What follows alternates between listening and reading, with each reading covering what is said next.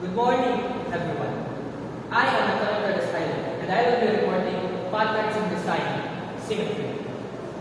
Now, asymmetry means that we can see that this rock or this mountain is symmetrical to itself from the water's reflection, since we can see that its shape, its formation, its color, and even the skies are all the same with the reflection of the water. Now, what is symmetry? Symmetry, a balanced and proportionate arrangement of elements or parts that are identical or mirror images of each other.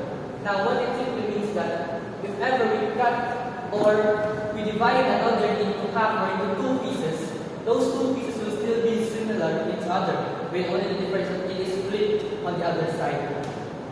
Now, there is something we call line of symmetry. It is an element of symmetry that tells us that a thing really is symmetrical. So, what is line of symmetry? A line that divides an object into two identical pieces. Or, this line of symmetry can also be called axis of symmetry.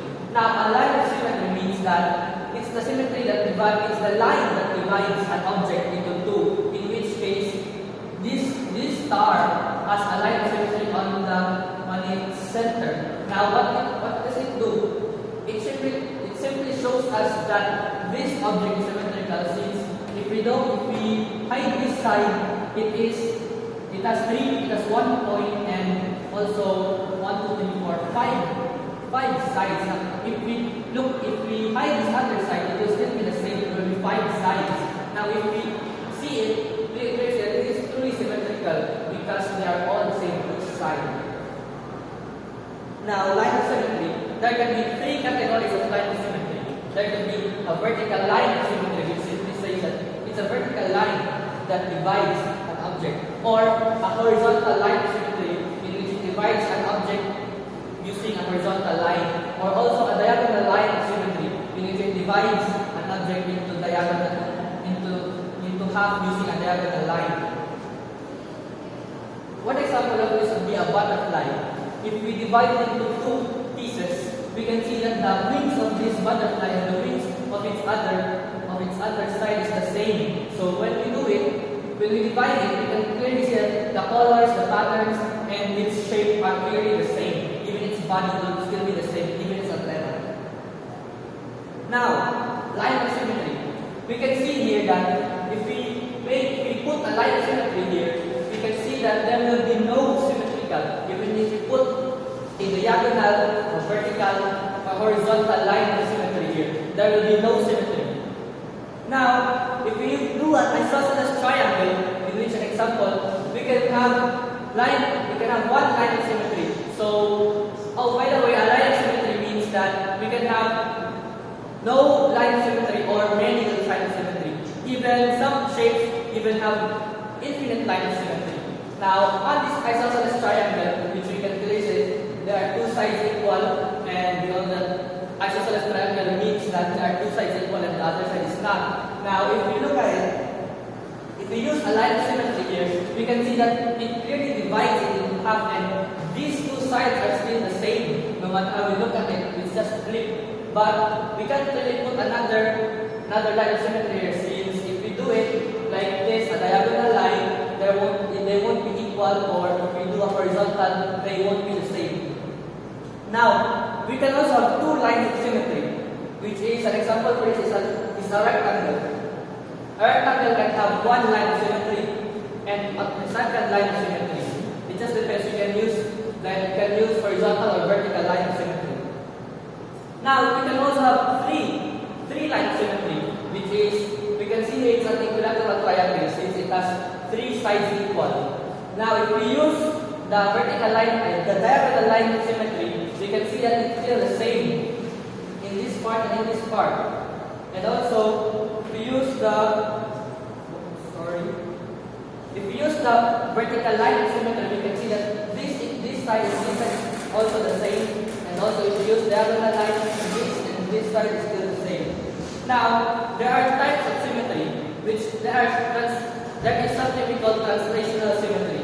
Translational symmetry is that how we move an object, that the shape or its size or position, A translational symmetry is no matter how you move it, its shape will, and its color and its pattern will still be the same, just like an hexagon. If we try to move a hexagon into another part, it will still be the same as this one. And also, if you move it again, it will still be the same. And if you move it again, of course, it will be the same since it's a translational symmetry. Now, moving on, we also have a rotational symmetry, wherein this will be its point of origin. It's the same shape. Then, but if we put a vertical line of symmetry here, we can see that of course it's the same. But what if we move this object and if we rotate this object, you can see that once we rotate it, it will still be the same, but the shape will be different from that path, from that origin. Now moving on to the reflexive symmetry. Our reflexive symmetry here would be that once you put a vertical line of symmetry, it would mean that those parts of one side and the parts of one side, the object of one side, the color of one side, the materials of one side will still be the same as the other side. So basically, it will mean that it's the most simplest kind of symmetry. So we can see that we all know that a human face is symmetrical to each other. Since we have one eye on the other side, we have one eye on this side and one eye on the other side. Same as this, and also the blitz, it is also symmetrical. Now, let's go to our examples of symmetry.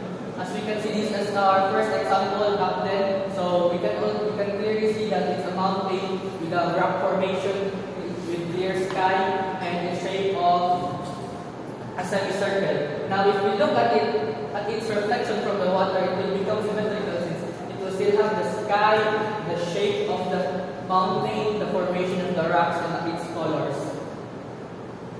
Next up will be Taj Mahal. This is Taj Mahal from India.